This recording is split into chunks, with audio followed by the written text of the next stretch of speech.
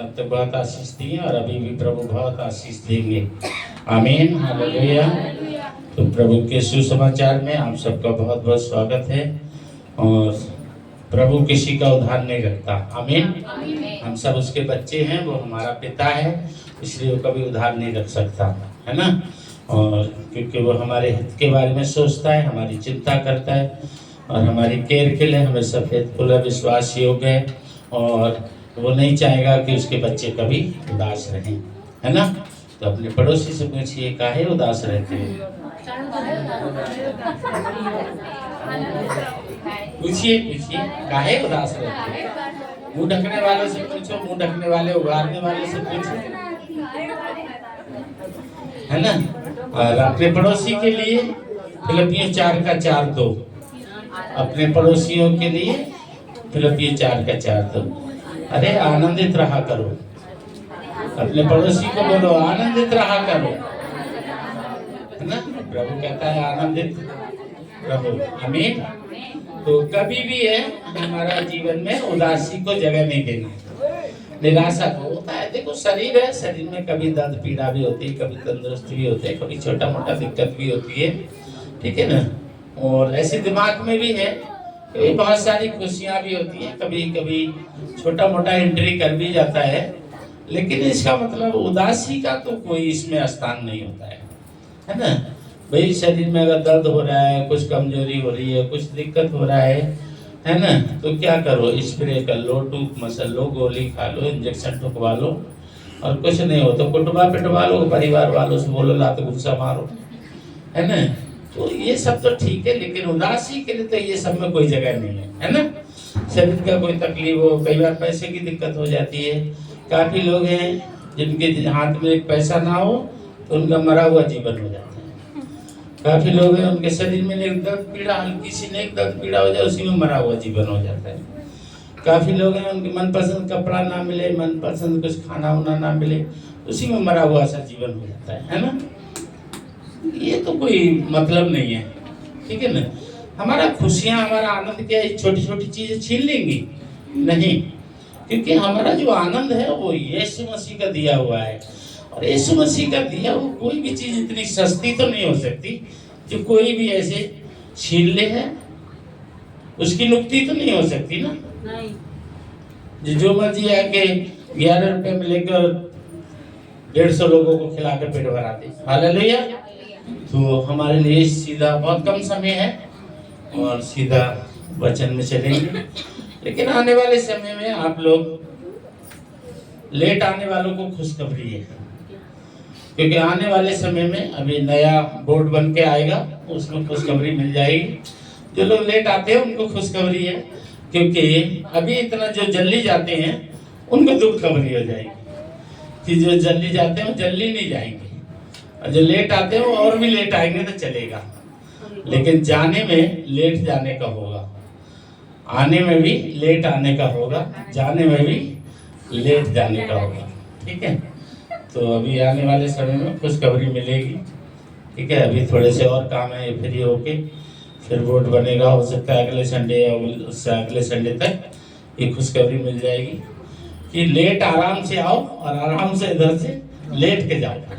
Hallelujah. लेकिन अभी तो टाइम से जाओ, है ना। तो सीधा वचन में चलते हैं। मेरे साथ देखिए मत्ती 9 अध्याय उसकी 5वीं आयत।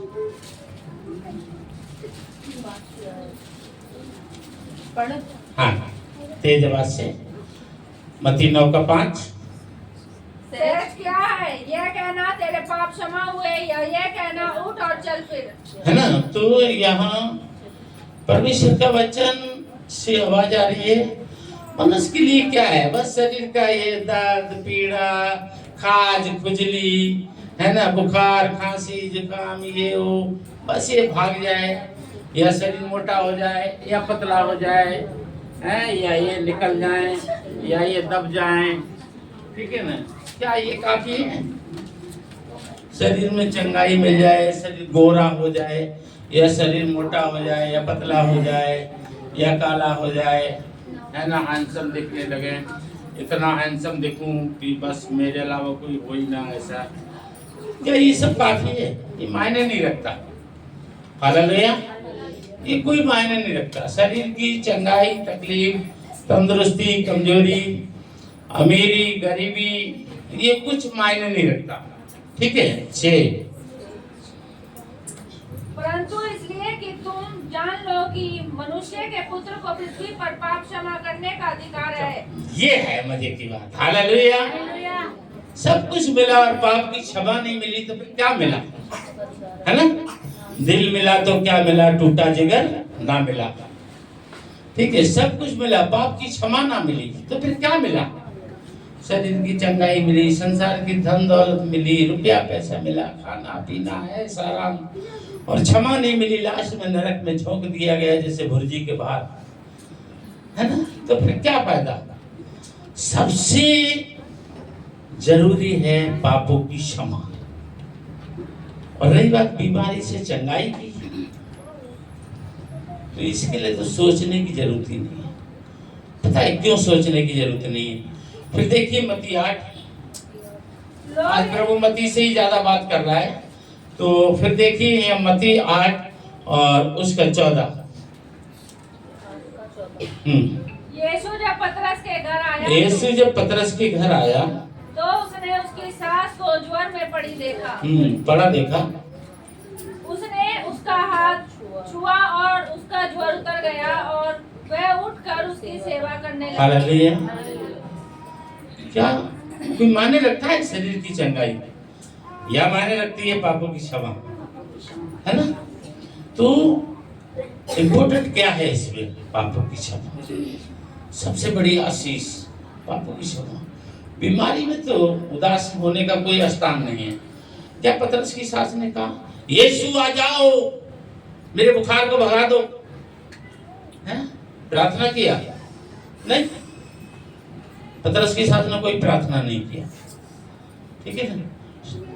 तो भी प्रभु उस घर में उसके पास चले गए।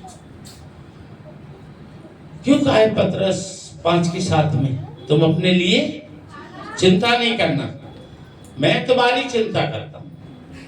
पहला पतरस 5:7 में, तुम अपने लिए चिंता नहीं करना, मैं तुम्हारी चिंता करता हूं। किसने कहा? यीशु ने कहा। और यह पतरस के घर में, पतरस की मेहमान, उसकी सास बीमार पड़ी है, उसने प्रार्थना नहीं किया, उसने पतरस को नहीं भेजा, अपने प्रभु को बुला के ला, किसी और बच्चे को नहीं भेजा, स्वयं प्रभु बिन बुलाए उसके पास घर में गए। पहुंचने के बाद भी नहीं कहा, स्वयं प्रभु ने उसको छुआ और उसको चंगा किया। बीमारी तो आपकी बिगैर प्रार्थना के भी प्रभु चंगा कर देगा, पर पाप के लिए तो आपको पश्चाताप, क्षमा मांगना पड़ेगा। हालेलुया। बीमारी हो चंगे हो जाओगे, गरीबी में हो धनी हो जाओगे, अन्य प्रकार की समस्या में हो समाधान हो जाएगा। बिना दुआ मत करवाओ आप दुआ। आज एक भी जना यहाँ दुआ करवा के मत जाना कि शाम को रोटी मिले, लेकिन भूखा एक भी नहीं सोएगा।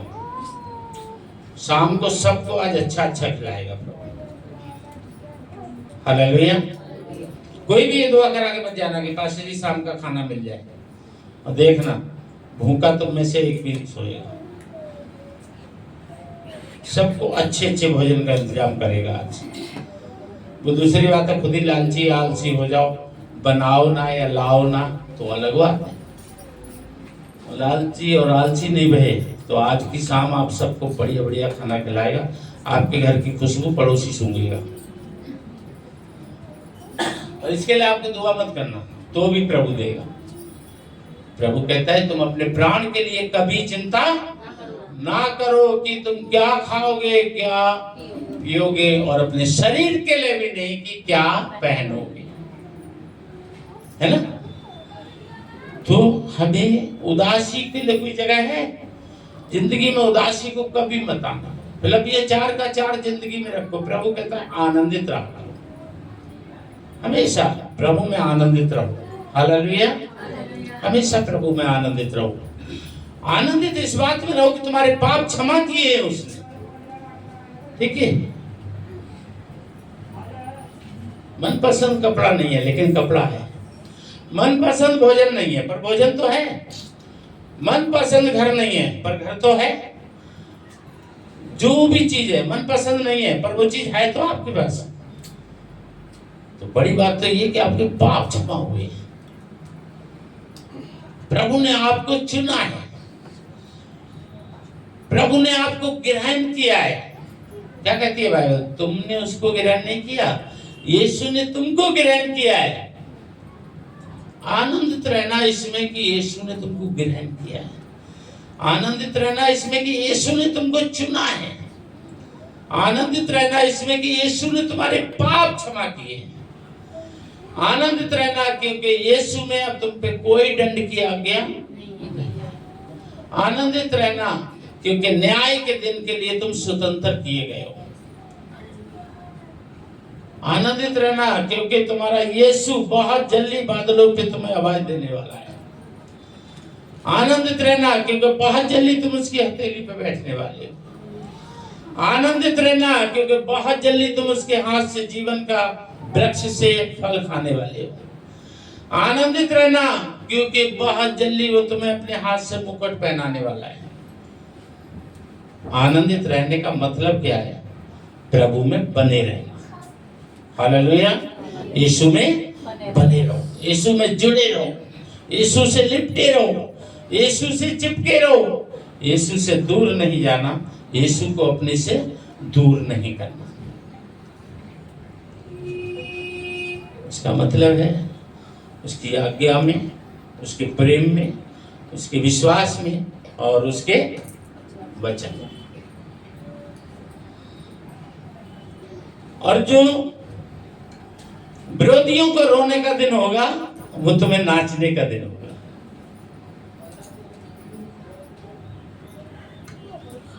जो विरोधियों को, जो आज यीशु के नाम से विरोध करते हैं, यीशु के नाम से नफरत करते हैं, यीशु के लोगों को तरह तरह से सता रहे हैं, यीशु के वचन पे तरह तरह से गलत टिप्पणी कर रहे हैं, उनके लिए जो दिन रोने का होगा वो न्याय का दिन तुम्हें नाचने का होगा। क्योंकि उनका कलेश की शुरुआत होगी और तुम्हारे कलेश का अंत होगा। ठीक है, इसलिए आनंदित रहो क्योंकि यीशु ने तुम्हारे पाप क्षमा किए। हालेलुया। यीशु ने तुम्हारे पाप क्षमा किए। रही बात बीमारी की, तो शारीरिक कोई दिक्कत परेशानी है, संसारिक कोई दिक्कत परेशानी है, इन सब चीजों के लिए उदास नहीं होना, परेशान नहीं होना। पतरस की सास घर में पड़ी थी, उसने बुलाया नहीं, बिन बुलाए यीशु गए। उसने कहा नहीं, बिना कहे यीशु ने उसको चंगा किया। और यहाँ नहीं बात बनी, आगे भी बढ़ गई। 15 उसने उसका हाथ छुआ और उसका ज्वर उतर गया और वह उठकर उसकी सेवा करने लगी। कैसे सेवा करने लगी? पतरस की सास ने प्रभु यीशु की आशीष पाई और आशीष पाके काय में लगी वो? प्रभु का दर्शन पाके, है ना। अब वो प्रभु की चंगाई पाके पतरस की सास लग गई सेवा में। कैसे लग गई सेवा में? देखिए 16। जब संध्या हुई तब वे उसके पास बहुत से लोगों को लाए जिनमें दुष्ट आत्मा थी, और उसने उन आत्माओं को अपने वचन से निकाल दिया और सब बीमारों को चंगा किया। बोले यीशु मसीह की जय। पतरस की सास के जीवन में प्रभु ने कुछ अच्छा किया या बुरा किया? बहुत लंबा प्रचार नहीं करूंगा आज। पतरस की सास की जिंदगी में प्रभु यीशु ने कुछ अच्छा किया या खराब? अच्छा किया। और आप लोगों की जिंदगी में यीशु ने अच्छा किया है कुछ या खराब? जितनों की जिंदगी में अच्छा किया है वो अपना हाथ उठा के दिखाइए। जिसकी जिंदगी में अच्छा किया हो वही लोग हाथ उठाना। और अगर सच में जिंदगी में अच्छा काम किया है प्रभु ने कुछ, तो दोनों हाथ उठाना। दोनों।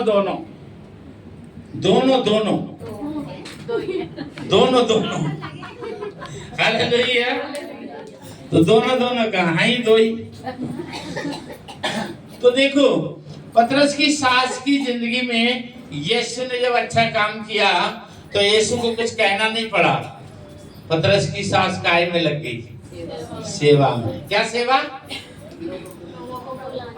चली गई ऐसे लोगों के पास जो बीमार है, जो दुष्ट आत्मा में पीड़ित है, और प्रभु का प्रचार करने। पतरस की सास के साथ जब प्रभु ने अच्छा किया, प्रभु ने नहीं कहा जाके तुम मेरा काम करो, लेकिन पतरस की सास ने प्रभु का काम किया। तो प्रभु का काम क्या है? सुसमाचार को दूसरों को प्रचार करना। और अगर आप कह रहे हो कि आपकी जिंदगी में भी प्रभु ने अच्छा काम किया है, तो आपको भी क्या करना चाहिए, है ना? और जब पतरस की सास ने प्रभु का प्रचार किया बीमार लोगों में, दुष्ट आत्मा के पीड़ित लोगों में, और तब वो बीमारों को लाई, पीड़ित परेशानों को लाई, दुष्ट आत्मा के ग्रस्त लोगों को लाई, तो प्रभु ने क्या किया है? प्रभु ने सबके अंदर की दुष्ट आत्मा भगा दी, और सबके अंदर की बीमारी भगा दी, और सबको आजाद किया। Hallelujah, hallelujah. मत्ती 10 उसकी पहली आयत। फिर उसने अपने 12 चेलों को पास बुलाकर उन्हें अशुद्ध आत्माओं पर अधिकार दिया कि उन्हें निकाले और सब प्रकार की बीमारियों और सब प्रकार की दुर्बलताओं को दूर करे। और प्रभु ने यही अधिकार जो खुद है उसके पास, वो अपने चेलों को भी देता है कि क्या करो, क्या करो? बीमारों को चंगा करो, दुष्ट आत्माओं को निकालो। इसका मतलब जो भी प्रभु का सुसमाचार प्रचार करेगा उसको ये अधिकार मिलेगा। आमीन। तो उसने चेलों को अधिकार दिया, किसके ऊपर? बीमारी के ऊपर और दुष्ट आत्मा के ऊपर। जाओ दुष्ट आत्माओं को भगाओ, बीमारों को अच्छा करो, दुष्ट आत्मा से पीड़ित लोगों को आजाद करो। ठीक है। अब देखिए 8,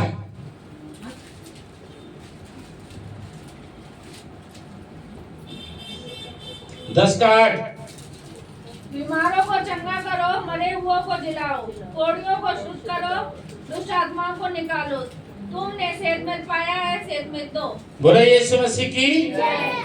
प्रभु ने दुष्ट आत्मा निकाली, प्रभु ने बीमारों को चंगा किया, प्रभु ने उन 12 चेलों को भी ये सामर्थ्य अधिकार दिया, और प्रभु आज आपको भी दे रहा है।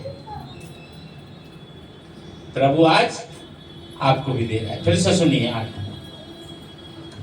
बीमारों को चंगा करो, बीमारों को क्या करो? चंगा करो। मरे हुओं को जिलाओ, मुर्दों को क्या करो? जिंदा करो। कोढ़ियों को शुद्ध करो, और अशुद्ध लोगों को क्या करो? शुद्ध करो। ध्यान देना, अशुद्ध लोगों को क्या करो? लेकिन तुम अपनी जीभ से ही लोगों को अशुद्ध करते रहोगे तो शुद्ध क्या करोगे? ठीक है। यहाँ है गौर करने वाली बात। आप अगर अपनी जीभ से ही दूसरों को अशुद्ध करते रहोगे, ठीक है ना, आप लोगों से घृणा करोगे, नफरत करोगे, लोगों के गुनाह पापों को देख के उनको अपने से दूर भगाओगे, उनसे दूर भागोगे, तो क्या करोगे तुम? हैं? सीधा सुनने में बड़ा अच्छा लगता है। ओ मुझे दुष्ट आत्मा निकालने का वरदान मिला है, ओ मुझे बीमारों को चंगा करने का वरदान मिला है, ओ मुझे तो मुर्दा जिंदा करने का वरदान मिला है, ओ मुझे तो कोढ़ी को शुद्ध करने का वरदान मिला है। सुनने में कितना अच्छा लगता है। जब कहो कि ये वरदान किसको चाहिए, तो लोग छीनने को नहीं जाएंगे, कोई तो कमीज भी फाड़ देगा, पहले मैं ले लूं। इसका मतलब पता है क्या है? इसका मतलब है जाओ बीमारों की सेवा करो। बीमार का सिर की मालिश करना पड़ेगी, पैर दबाना पड़ेंगे, कपड़े बदलना पड़ेंगे, कोई बीमार का डायपर भी बदलना पड़ेगा, टट्टी भी साफ करना पड़ेगी, उसकी बाथरूम भी साफ करना पड़ेगी, उसके कपड़े भी बदलना पड़ेंगे।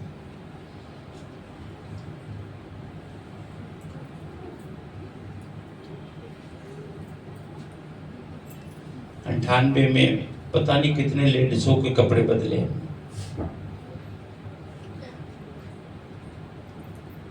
तब आज ये इकलौती बैठी है।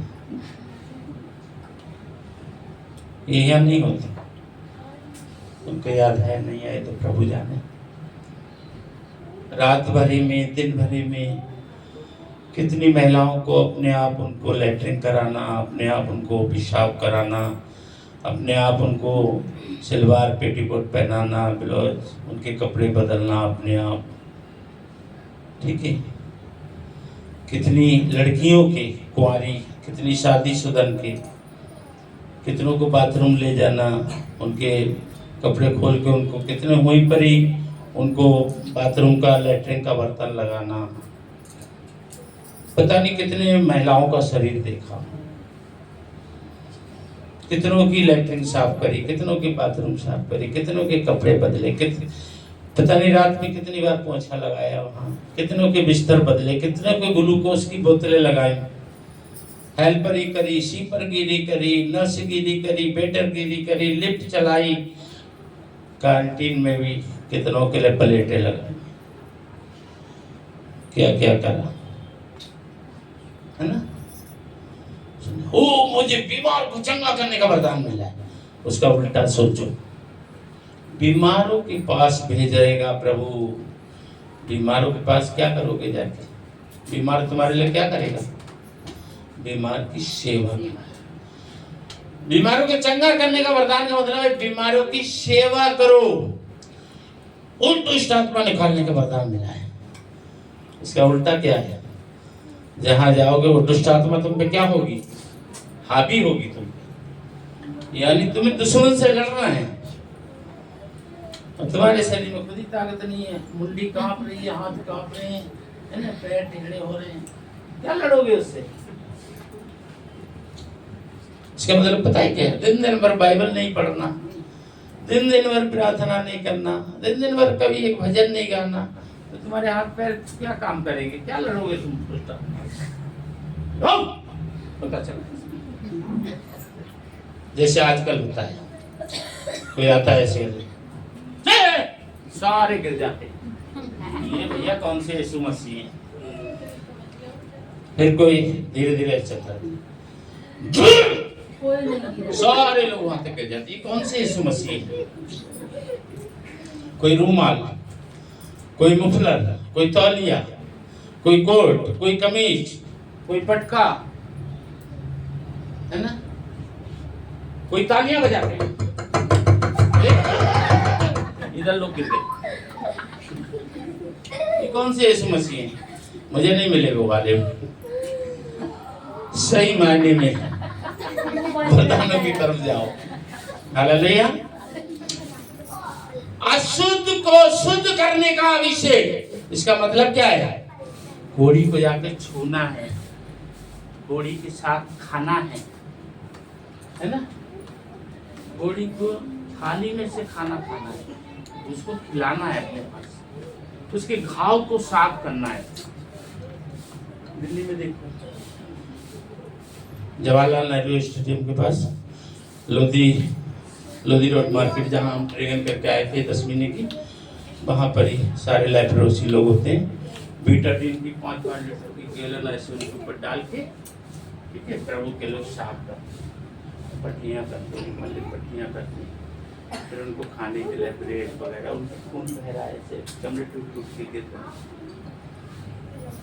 ठीक है। वहाँ देखो जाके कभी, फिर सोचना, सोच के मांगना, प्रभु से वरदान चाहिए, है ना। एक कोड़ी के साथ बैठ के खाना हर किसी के बस का नहीं है। जब तक कोई प्रभु यीशु की आत्मा ना पाले, कोड़ी के साथ एक साथ, और वो भी कोड़ी के बर्तन में खाए खिलाए, उतना आसान है। हालेलुया। आप अपने आप को चेक कर सकते हो कि आपने परमेश्वर का आत्मा पाया है अभी तक या नहीं। हुआ में तो नहीं पड़ेगा परमेश्वर की आत्मा पाना। परमेश्वर की आत्मा पाने के बाद है ना, आपको कहीं गंदगी नजर नहीं आएगी, कहीं भी नजर नहीं आएगी। जिधर नजर डालोगे तो सब साफ ही साफ दिखेगा।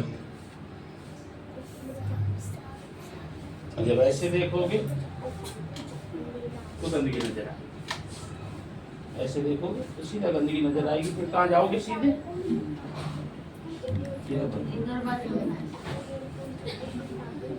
यानी गंदगी अपने अंदर नजर आएगी, आपको दूसरे के अंदर गंदगी नजर आएगी। यीशु ने किसी को बोला तू गंदा, तू गंदी, बोला किसी को? यीशु को कोई व्यक्ति गंदा नहीं, इसलिए तो प्रभु ने कहा जिसको न्याय करने का अधिकार है वो किसी को दोषी नहीं ठहराता, तो तू कौन होता है दोषी ठहराने वाला? यही है मसीह जीवन। इसीलिए तो प्रभु दुष्ट आत्मा निकाले, इसीलिए तो प्रभु चंगाई दिए, इसीलिए तो प्रभु कोढ़ से शुद्ध किए, इसीलिए तो कब्र से लाजर को निकाले, इसीलिए तो खाट पे बेटी को उसको बैठाल दिए, इसीलिए तो टिकटी पे से विधवा का बेटा उसको वापस कर दिए। तो फिर एली भी तो अपने प्रभु के समान चले, इसीलिए तो बच्चे के ऊपर पसर गए 3 बार और बच्चा बैठ गया, बच्चे के ऊपर पसर गए। एक विधवा के बेटा के ऊपर एक पास्टर लेट गया, किसके ऊपर? किसके ऊपर? सुना किसी ने? किसके? नहीं, एक विधवा के मरे हुए बेटा के ऊपर लेट गया पास्टर। आप में से किसी के ऊपर पास्टर लेट जाए इस समय तो क्या होगा? आप में से किसी के ऊपर पास्टर लेट जाए तो अभी क्या होगा? इधर से ही क्या होगा सोच लो। पता नहीं, ये हो जाए ना तो घर पे तो हो ही जाएगा। अगर आप में से किसी के ऊपर पास्टर लेट जाए,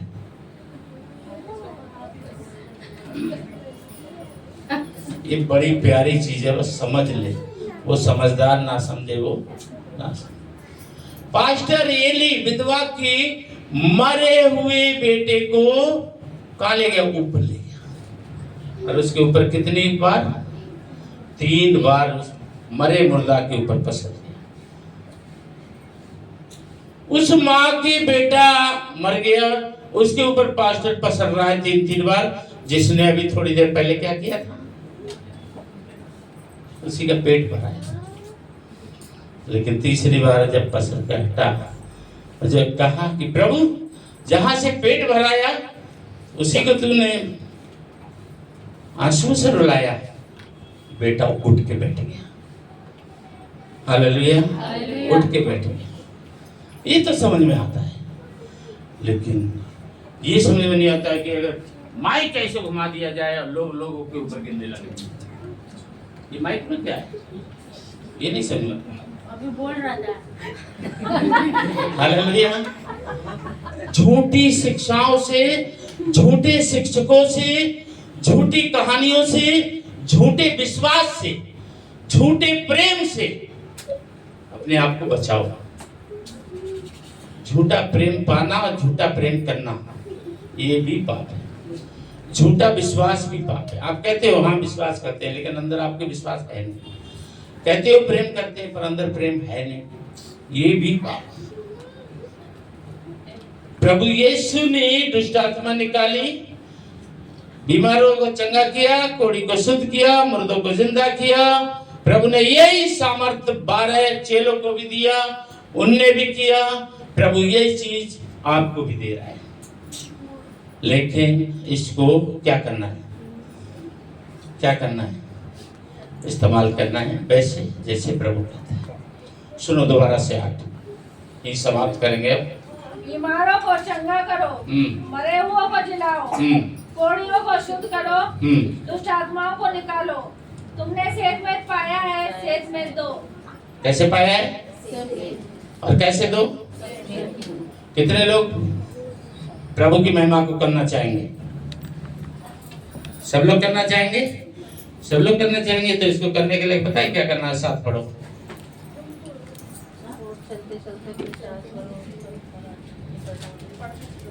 और चलते चलते यह प्रचार करो, स्वर्ग का राज्य निकट आ गया है। हालेलुया। ये करने के लिए क्या करना पड़ेगा? अपने घर से निकला करो रोज, और किसी ना किसी बहन को, किसी ना किसी भाई को प्रभु का प्रेम बताया करो। हम बाहर जाते हैं, मुझे नहीं लगता कि सबको आपको इस चर्च का एड्रेस भी पता है। क्योंकि प्रचार करोगे तभी तो याद रहेगा, प्रचार ही नहीं करोगे तो याद क्या रहेगा। जब आप किसी को यहाँ का प्रचार नहीं करोगे, बताओगे नहीं, तो कोई आएगा कैसे? ठीक है, जब तो कोई आएगा। वो महिला ने क्या किया, प्रभु के पास पूरे गांव के लोगों को लेके आई। जब प्रभु ने उसको चंगा किया, वो पूरे गांव को लेके आई। आपकी जिंदगी में भी कुछ किया है ना, आप कितनों को लेके आते हो? वो पूरे गांव को ले आई, कितने बीमारों को, कितना दुष्ट आत्मा पीड़ित को। अरे हम हफ्ता में किसी एक को तो नहीं ला सकते, इसका मतलब हम प्रचार नहीं करते हैं, है ना। प्रभु का काम करो। हालेलुया। प्रभु ने हमारे जीवन को कुछ किया है, उसके बदले प्रभु का काम करो। शैतान के घर को गिराओ, यीशु के घर को बनाओ। ठीक है, अंधकार में पड़े हुए लोगों को सुसमाचार सुनाओ और उन्हें यीशु के पास लेके आओ, ताकि तुम चंगे हुए हो, दूसरे भी चंगे हो। तुम शुद्ध हुए हो, दूसरे भी शुद्ध हो। ठीक है, तुम जिंदे हुए हो, दूसरे भी जिंदे हो। तुम क्षमा पाए हो, दूसरे भी क्षमा पाए। तुम्हारा उद्धार हुआ है, दूसरों का भी उद्धार हो। इसके लिए क्या करो? प्रभु का दर्शन, प्रभु का दर्शन पाके भाइयों लग जाओ सेवा में।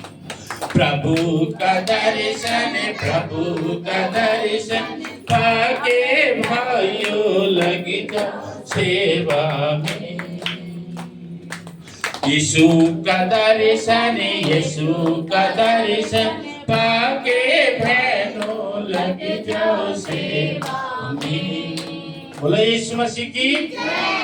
प्रभु के सुसमाचार को फैलाओ, बहुत से लोगों को, ठीक है, दुष्ट आत्मा से आजाद कराओ यीशु के नाम से। बीमारों से आजाद कराओ, मृत्यु से आजाद कराओ, कोढ़ से आजाद कराओ और पाप से आजाद कराओ, नरक से आजाद कराओ। बहुत से लोगों को बचाने के लिए बाहर निकलो। हालेलुया। यीशु ने आपको अधिकार दिया है, यीशु ने आपको ये पावर दिया है। यीशु आपके साथ है, उसने अपने स्वर्गदूत आपके साथ रखे। इसलिए जाओ, जाके शैतान के सारे कार्यों को नष्ट करो और प्रभु के राज्य के लिए बड़ा करो। हालेलुया। प्रभु की इच्छा हुई तो फिर मिलेंगे। जय मसीह।